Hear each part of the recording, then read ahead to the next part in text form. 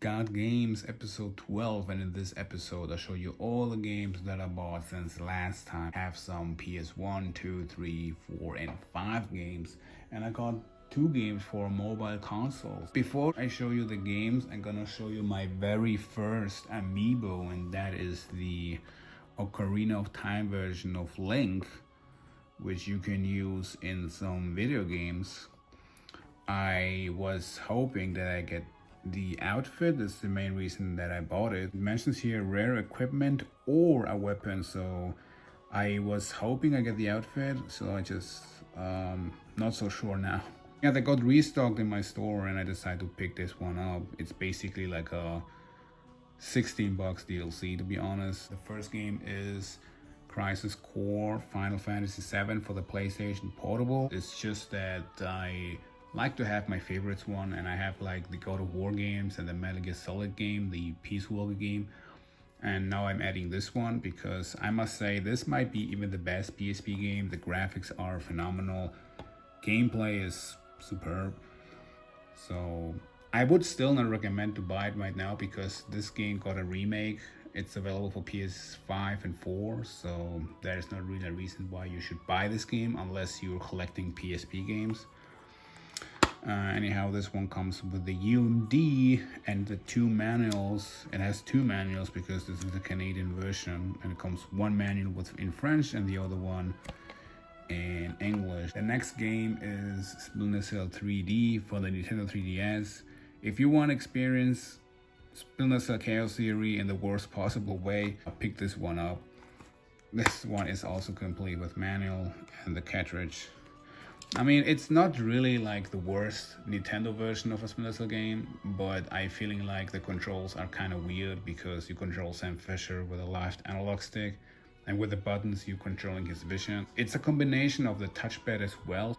It feels kind of awkward to control like that. I would not really recommend this game unless you need Splinter Cell on the go. I do love Splinter Cell, so that's the reason why I picked this one up. I've seen Ubisoft post on Twitter. They post a picture of the goggles, so that probably means there's something going on behind the scenes and people are speculating about a reboot or a remake. I don't know what it is. I'm just hope that Ubisoft isn't like messing this franchise up because it has been a long time since we got a Splinter Cell game and I do love the franchise, so yeah, let's just hope for the best. Now for the PlayStation 1, I bought Star Ocean, the second story. This is also complete. It comes with disc 1, the manual, and this is, I believe, a registration card. Yeah, it is one of those. And the second disc as well, but let us take a closer look at the manual because the manual looks pretty dope of this game.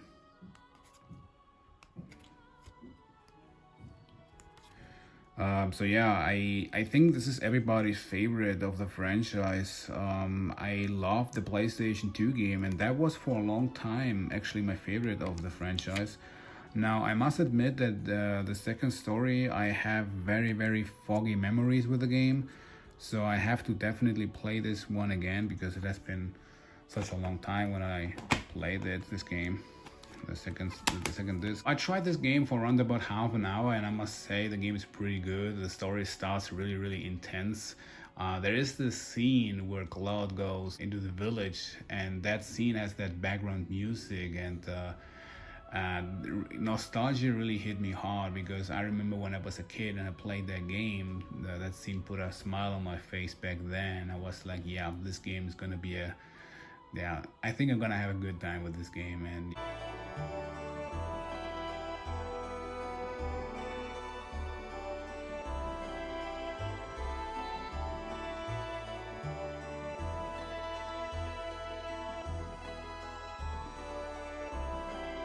so yeah, I'm looking forward to play this game again. So let's check out the PlayStation 2 games. We're gonna start with Lapisel Dix, and I got this game recommended from a friend because I like Italia Iris a lot for the PlayStation 2, and he told me that it's pretty much the same. This is more of a Disgaea game, and but it has some elements of Italia Iris, and I must say the game looks pretty okay so far. I've tried it out also like half an hour. I'm still in that tutorial mission. I just wanted to check it out if it works, because that's what I usually do with all the games. The only downside about those games is they're huge. Like they take a minimum of 120 hours. So gotta be very honest, I'm not sure when I'm gonna finish this game, but I'm definitely gonna add this in my collection. So yeah, comes complete with manual and the disc. So yeah, this is the first game, Xeno Saga Episode 2. And I have not played any of those Xeno Saga games. They were completely off my radar because they got so expensive. Now I found the second game for, I believe it was $30 because it has a bunch of stickers on it. I had to replace the case entirely.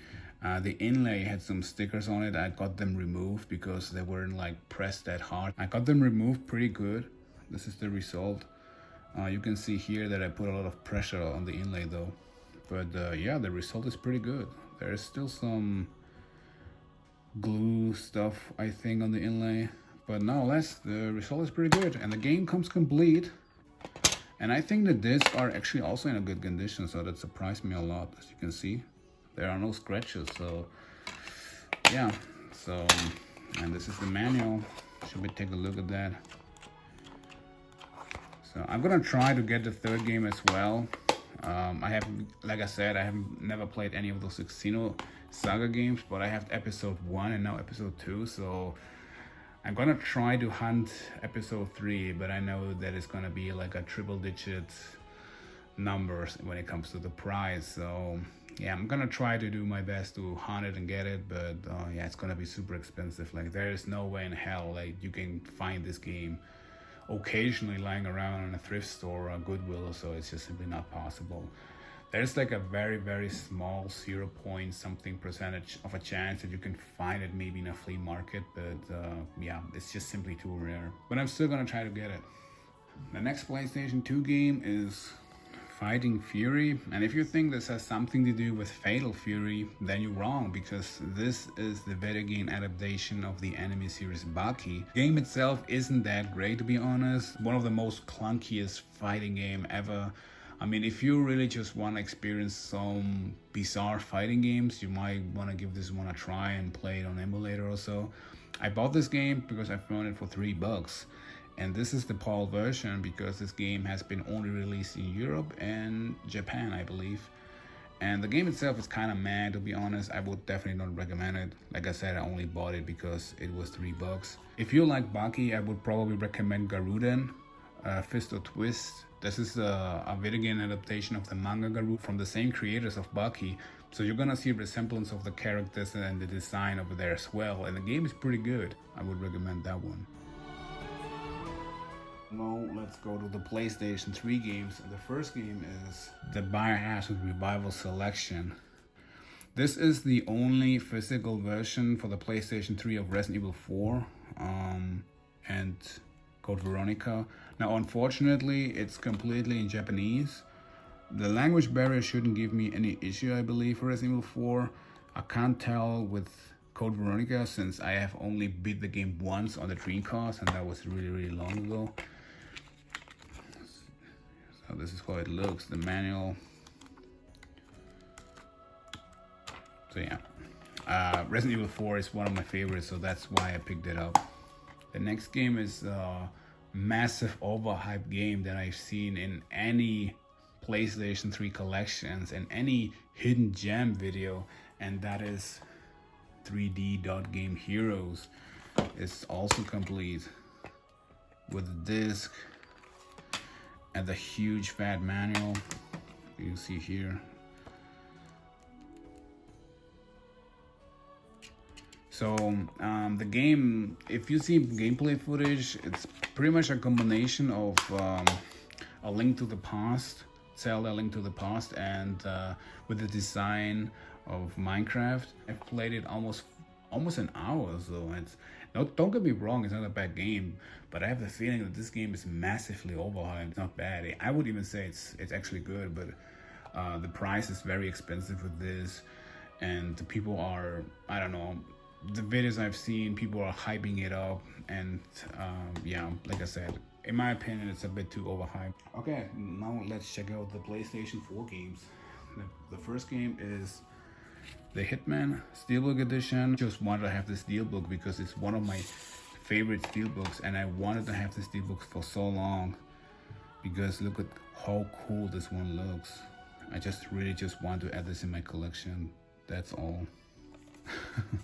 And I paid $5 for it. So yeah, I'm okay with that. The next game is a game that it seems that everybody hates, and that is Assassin's Creed Valhalla.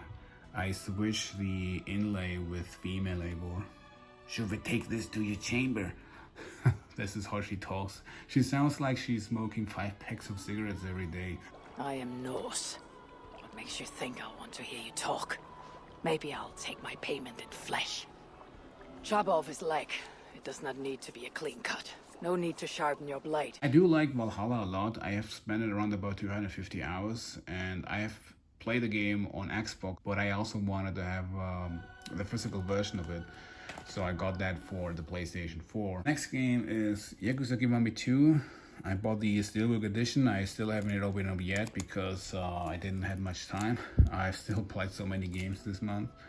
But this I'm looking forward to actually. I heard they're using the same engine like they used in Yakuza 6, and Yakuza 6 looked phenomenal and the fighting was really dope. So I can't wait to play this one as well. Alright, so we're going to the PlayStation 5 games. This is gonna be the last 2 games for today's episode. The first game is Wonder Dead. It got terrible reviews, and I must say it's not really undeserved because the game is, from a technical standpoint, it looks like a PlayStation 3 game, I ain't gonna lie. Now, I would not say it's horrible or terrible, but it's not really good either. I mean, if you like those kind of games, then you might want to give this a try. I mean, I do love the B action movies, so that's the reason why I picked this one up, because it pretty much resembles that. Cheesy lines, horrible voice acting. The action is okay-ish. The enemy AI is horrible as well. If the game costs 20 or 30 bucks, I would say if you like those kind of games, give it a try, but I paid 60 and that was definitely not worth the price. So yeah, Wonder Dead. And the last game for today's episode is probably one of the most anticipated games, and it is Like a Dragon Ishin. I thought it's gonna be just a remaster from the PlayStation 4 version. Like, the game has been released previously in Japan, PlayStation 3 and 4, and now we're getting an entire remake here in the West. And the game is pretty good. I do like it. You have multiple fighting styles. You can use your sword, your gun, or both together in a wild dance fighting style, and it's pretty cool. It's like any traditional Yakuza game. It's really, there's some stupid, hilarious sub-stories, and the main story is pretty interesting as well so far. I think I have somewhat 10 hours so far, and I do like the game a lot so far, I must say. So yeah, I definitely recommend this one. If you like Yakuza, pick this one up, definitely. And those are my pickups for February 2023. And as always, make sure to like and subscribe. More gleich auf the videos. Thank you and bye.